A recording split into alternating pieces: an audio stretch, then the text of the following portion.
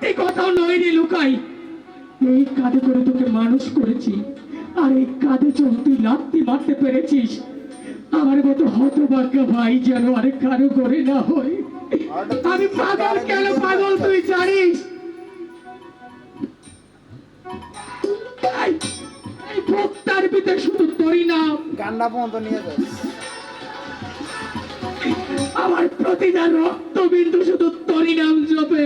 দাদা, ভালো খাই তেনা, আর তুই যে লাঠি দিয়ে তুমি আমাকে এখনো এখানে দাঁড়িয়ে আছো, যাও তুমি দাদার কাছে ক্ষমা চাও।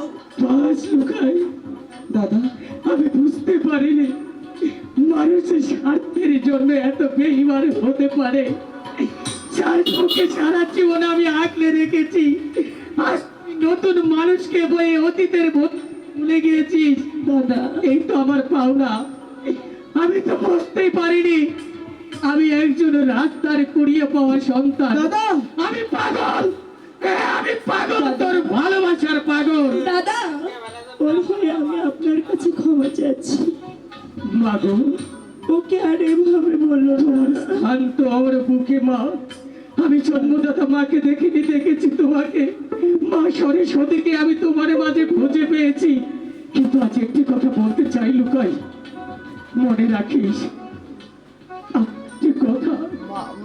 আজ আমি বুঝে গেছি আমার আপন বলতে আর কেউ নেই রে। দাদা, আপন মানুষ পর হয়ে যায়, দাদা, থাকলে কিছু স্বার্থের দাদা।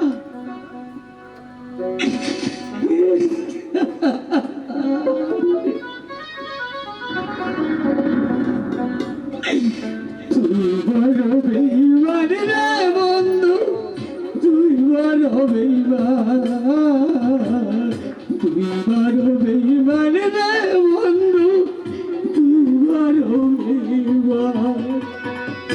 আজ তোমার জন্য দাদা এতটা কষ্ট পেয়েছি, আমি তোমাকে কোনোদিনও ক্ষমা করবো না। তুমি আমার সামনেও আসবে না। আমি তোমাকে ঘৃণা করি, আমি তোমাকে আর ভালোবাসি না।